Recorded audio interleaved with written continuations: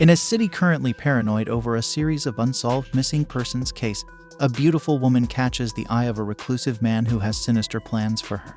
A bruised woman, Ashland Warner, is lying on a bed surrounded by dozens of light bulbs. With tears on her face, she receives a phone call. Reluctantly, she answers the call, and the man on the other line, Otis, greets her good morning. From a private surveillance room, he says he can't wait for tonight, referring to the woman only as Kim. Nervous, the woman starts biting her nails, which her captor notices and admonishes. Then, he informs her that he's picked up his suit for the prom before asking her if talking to him turns her on. Disgusted, Ashland doesn't answer his question, so he turns a knob on his console that turns the light bulbs on at full brightness, burning her skin. In pain, Ashland obeys the man's commands and tells him anything he wants to hear, just so he turns the lights down. Having had enough of Otis' nonsense, Ashland hangs up the phone and proceeds to block one camera's lens with lotion. She places her chain around her neck, implying she's about to end her life. Otis panics, telling her to stop what she's doing before quickly running to the basement room. Meanwhile, Ashland unwraps the chain, removes the heavy metal plate she's loosened from the floor, and starts swinging the chain above her head, awaiting her captor's arrival. When Otis opens the door, Ashland swings the metal plate at him. However, the man grabs her weapon and pulls on it, causing Ashland to fall into a tub of water with a lamp that had fallen inside.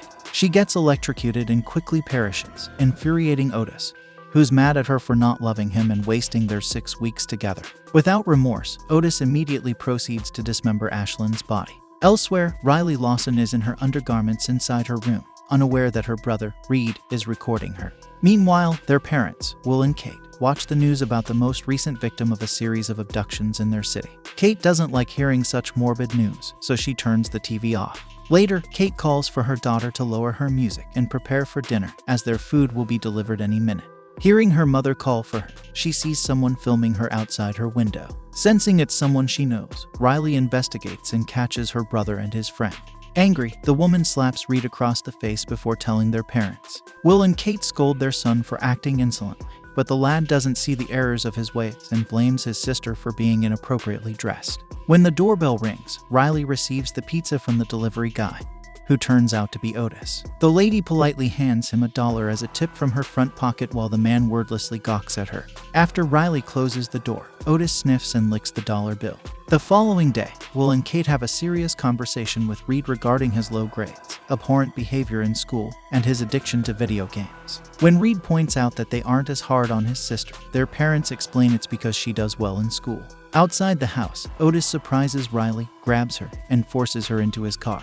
The man then drives off just as Will and Kate exit the house. Later, Riley wakes up in the same room where Ashland was kept, panicking when she sees a chain around her ankle. The man watches her through the surveillance camera, excited to call through the phone.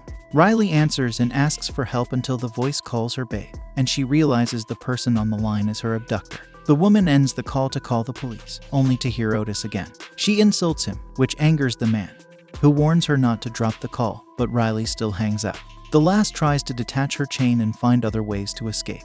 The man tells her to play along and turns up the high wattage bulbs near her bed, burning her skin. She insists on escaping and tries the air duct, which the man warns her not to touch. Despite this, she still touches the bars, which shocks her unconscious. Meanwhile, Reed returns home to see a policeman in their living room with his parents. The lad tries to escape, thinking the police are there because of his illegal substances. However, he realizes that the officer is there for his missing sister. Suddenly, Will answers a call from Otis asking permission to take Kim to prom, which confuses the man.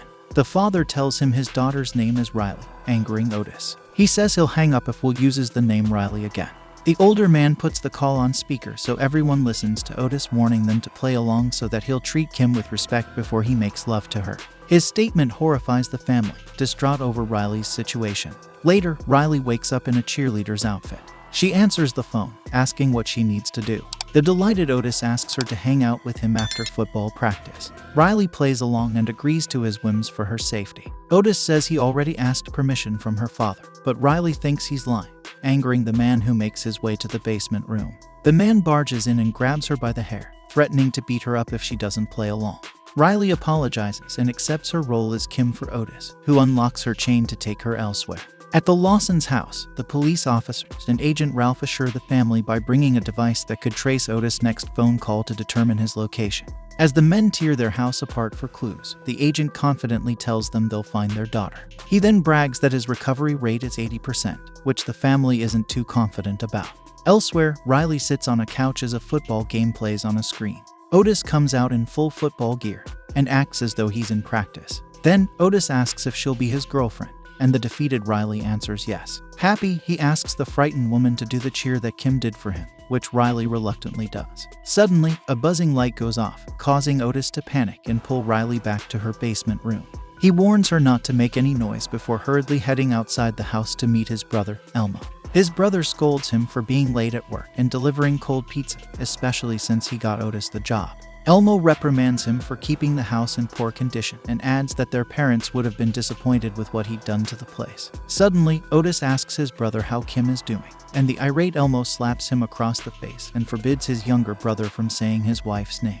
Elmo says Kim had to change her brand of undergarments after catching Otis licking her old ones like a dog. The older man spots a box full of his old football stuff, revealing that he was the one who played football in high school, not Otis. He then gives Otis money to clean the house and get real food before insulting him one last time for his miserable life as a 40-year-old. Meanwhile, Reed arrives at the house surrounded by neighbors, reporters, and police. The lad finds his parents with Agent Ralph, who's telling Kate to keep Otis on the line, so they have enough time to search for his location. Kate receives the call and immediately asks where Riley is, making Otis laugh at her stupidity. To stall, Kate pretends that her rattled brain keeps forgetting the name he wanted her to call Riley, so Otis reminds her that the name is Kim. Otis mockingly tells them that their daughter is his now, and the furious Reed tries to grab the phone, but Will blocks him. Kate asks Otis what they need to do to ensure Kim stays alive, and the man answers that they let him take her to prom.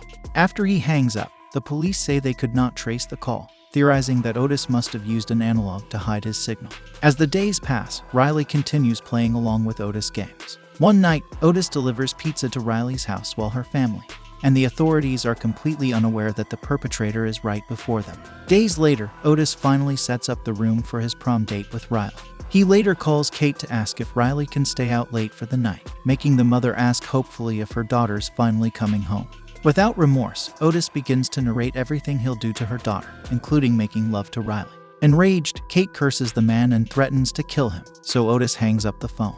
Later, Otis asks Riley if she's excited about prom night, and she answers a defeated yes. The man then asks if she's picked out her dress, so Riley glances at the pink gown by the bed before affirming. At the so-called prom night, Otis wears a blue suit and brings Riley into the room with a disco ball, lights, and music playing. Otis dances to the music, asking Kim if she knows the song, which the woman guesses is their song.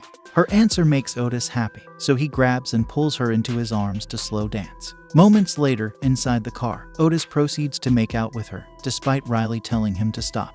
He warns her not to ruin the moment and kisses her neck. Suddenly, the warning lights flash, signaling Elmo's return to the house. In a panic, Otis takes her back to the basement room and knocks her unconscious. He hurriedly heads upstairs, where Elmo berates and beats him up. Meanwhile, Riley regains consciousness and sees that Otis forgot to chain her to the floor. She immediately takes the wire from her undergarment and short-circuits the electrified air duct, where she finally escapes. Outside, Riley crawls around so as not to be seen by Otis and runs off to freedom.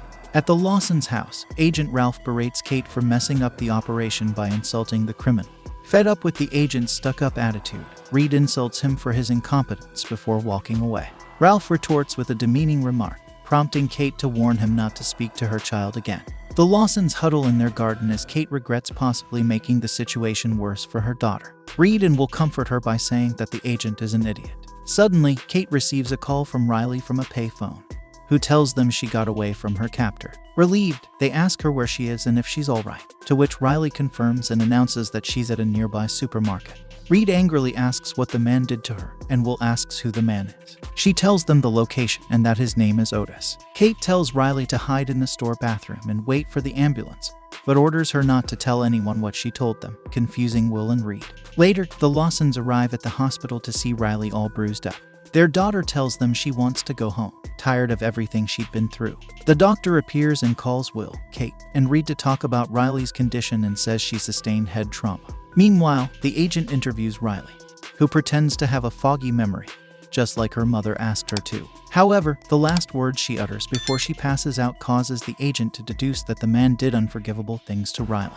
Agent Ralph interrupts the Lawsons' conversation with the doctor and confidently confirms that Riley was violated, enraging the family. Later, at home, the family debates if Otis deserves a fair trial or if they should take matters into their own hands. Reed tells his father that there's a possibility that the agent will screw up the investigation. Will tries to convince his wife and son to do things the right way, but Kate reminds him of what Otis did to his daughter. She then orders them to gear up before heading to the man's house. Armed with tools, the determined family arrives at Otis' house. They break in and wait for the man to arrive. When the clueless Elmo enters, they assume he's Otis without confirming his identity. They start beating the man before dragging him to the garage to torture him, unaware they're being recorded by Otis' cameras. Elmo tries to tell them they've got the wrong guy, but the Lawsons don't believe him, especially after they've seen the basement dungeon. They proceed to torment the innocent man using various tools and methods. Kate and Reed relish the pain and screams from Elmo, but Will remains reluctant to join in.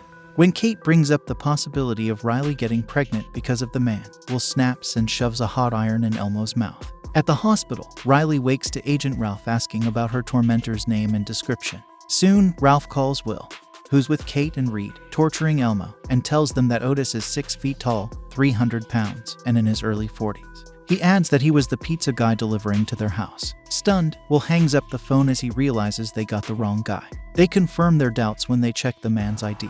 Will orders Kate to fix the man since she's the nurse, but the injuries they've inflicted are too serious. They begin to argue, blaming each other for acting impulsively until Reed reminds his parents that the real Otis is still at large. Later, Otis returns to find his house completely trashed. Meanwhile, Will and Kate drive around town to scatter pieces of Elmo's body into different trash cans, getting rid of the evidence of their crime. At the hospital, Riley notices that her family seems quiet and anxious. Riley asks if they found Otis, and her father nervously tells her that the authorities haven't yet. She accuses them of going to the address she gave, but they profusely deny it. Elsewhere, Otis watches the surveillance video feed of his brother's torment, making him scream in anger and curse the Lawson family. The following day, Agent Ralph tells the family that they found a clue regarding the case and tells them to join him in the hospital chapel. In the chapel, the agent reveals they've raided Otis' house and basement dungeon. He also admits that he knows what they've done, making Kate and Reed silently ready their blades. He clarifies that he only heard the events because the cameras were pointed in different directions. This mistake made the agent believe that the family finished off Otis instead of Elmo. The agent believes they did the right thing and promises not to report them to the police. Finally home, Riley asks them about going to Otis' house, which they deny until Reed cracks under pressure and admits that they accidentally killed Otis' brother, Elmo, but that they only did so because Otis violated her. Surprised, Riley says Otis never forced himself on her. However, Reed still feels the family is unsafe since the man is still out there. With this in mind, Reed orders pizza, and when the delivery guy arrives, he fires the shotgun at the closed door. As the door collapses, a large man lies on the ground, his head obscured by the bushes, and the family wonders if they got the right guy this time.